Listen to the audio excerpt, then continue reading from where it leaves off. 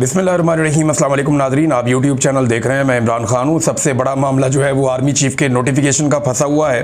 अब कुछ एस्टेब्लिशमेंट की जानिब से ख़बरें चलवाई गई और उन ख़बरों में ये दावा किया गया कि नोटिफिकेशन की तो ज़रूरत ही नहीं है और इन ख़बरों के लिए कुछ एक्सपर्ट्स का सहारा लिया गया। लेकिन जिस दिन 27वीं आइनी तरमीम हुई थी उसी दिन हमें इस बात का अंदाज़ा हो गया था कि अब ये एक नई मुद्दत मुलाजमत देंगे आर्मी चीफ़ को, और जब 5 साल के लिए नई मुद्दत मुलाजमत देंगे तो फिर इन्हें एक नया नोटिफिकेशन भी करना पड़ेगा।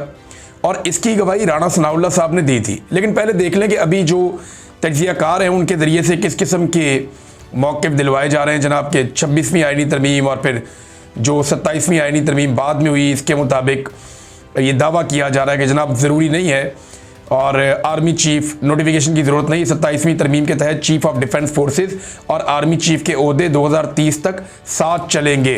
यानी टेक्निकल रीज़न्स निकाल के ये साबित किया जा रहा है कि किसी नोटिफिकेशन की ज़रूरत नहीं है।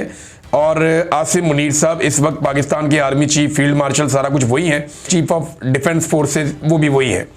तो अब ये एक बयानिया जारी किया गया। इसका रीज़न आप समझ सकते हैं कि ये बयानिया क्यों जारी किया गया। इसलिए कि नोटिफिकेशन अभी तक हाथ में नहीं आया, लेकिन 2 वफाकी वज़रा इसे कंफर्म कर चुके हैं। एक कंफर्म कर चुके हैं ख्वाजा आसिफ, जिन्होंने ये ट्वीट करते हुए कहा कि नोटिफिकेशन आ जाएगा, शहबाज शरीफ साहब पाकिस्तान आएंगे, अमल शुरू हो गया है, नोटिफिकेशन आ जाएगा, क्यास आराइयों से गुरेज किया जाए। लेकिन ख्वाजा साहब ने यह कंफर्म नहीं किया कि नोटिफिकेशन किसके लिए किया जाएगा या वो कौन शख्स होगा जिसको नोटिफाई किया जाएगा।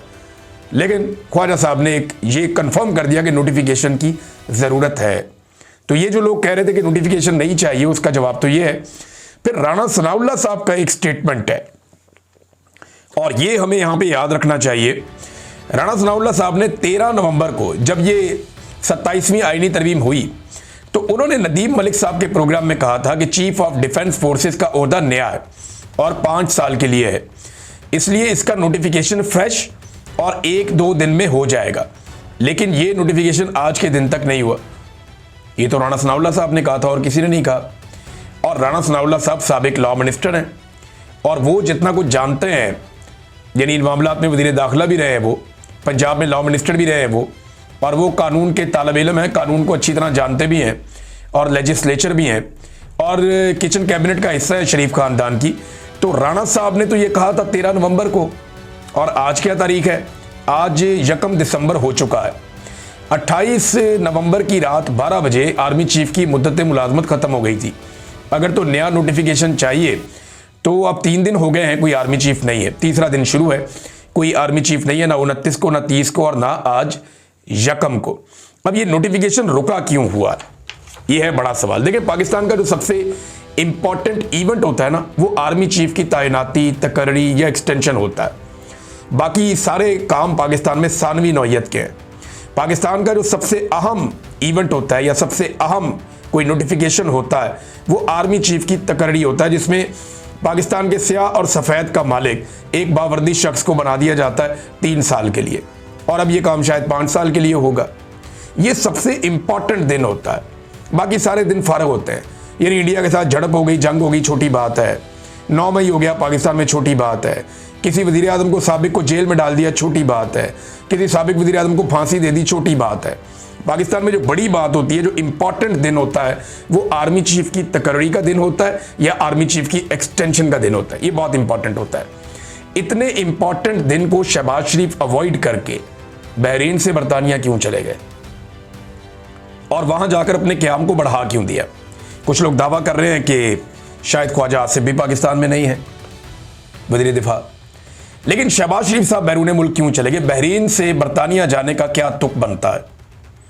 अगर आप नक्शा देखें ना, तो पाकिस्तान से बहरीन आता है और उसके बाद तकरीबन 7 घंटे बाद, एक लंबी फ़्लाइट के बाद 7-8 घंटे की, फिर बरतानिया आता है। यानी रास्ते में तो है नहीं। हाँ, ये समझ आती है कि शहबाज शरीफ अमेरिका गए और वापसी में बरतानिया रुक गए, ये तो बात समझ आती है।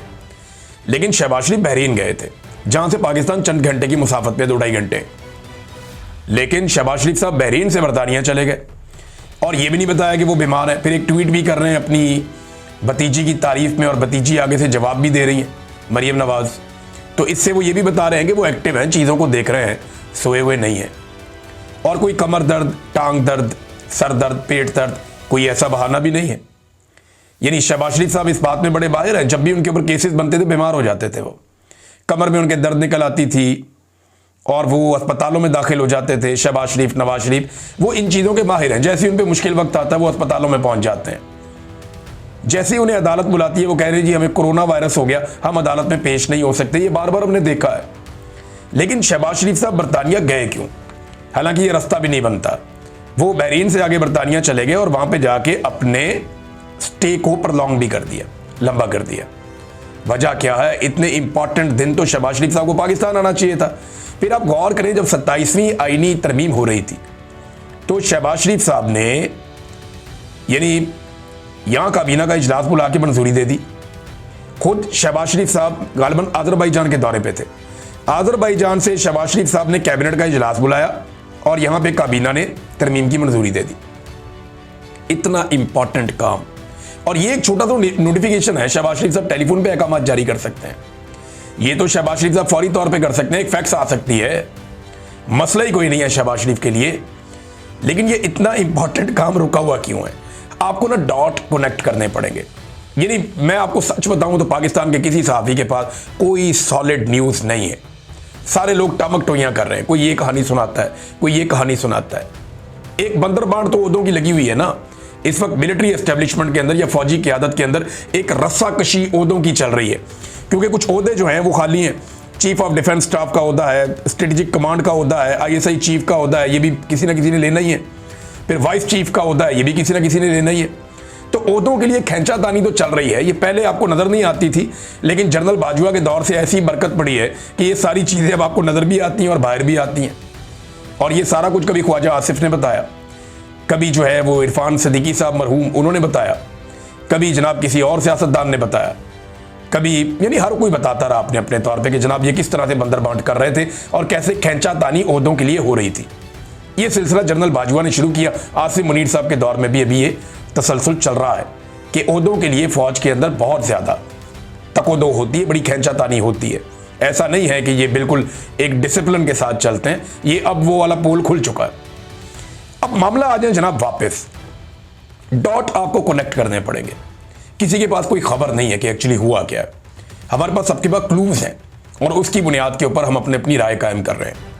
अब अलग अलग सोर्सेज से अलग अलग चीजें आई, मैं आपके सामने रख देता हूं। नंबर एक, 3 किस्म की बातें हो रही। नंबर एक, नवाज शरीफ साहब के कुछ मुतालबात हैं और वो वाले मुतालबात जो उनके साथी बताते हैं, जैसे कि अफसार आलम के नवाज शरीफ साहब कहते हैं जी ये तो सबको टांगो, ये ज्यादती है, ये चीज़ें क्यों नहीं हो रही। एस्टेब्लिशमेंट कहते हैं तुम करप्ट हो, नवाज शरीफ कहता है तुम करप्ट हो, सियासतदान करप्ट है, वो कहते हैं एस्टेब्लिशमेंट करप्ट है। एक दूसरे पे इल्जामात लगा रहे हैं और एक दूसरे पे इल्जामात लगा के एक खराबी पैदा हो रही है, जिसकी वजह से ये नोटिफिकेशन डिले में जा रहा है। कॉमन सेंस इसको नहीं मानती। देखिए, जब फौज लेकर आई थी ना नवाज शरीफ को और जरदारी को, तो उन्हें तब पता था कि इन्होंने पानामा भी किया हुआ, कारनामा भी किया हुआ। उन्हें पता था कि जाली अकाउंट्स वाले केसेस क्या हैं। फौज को अच्छी तरह पता था कि ये जो सियासी क़यादत है ये करप्ट है।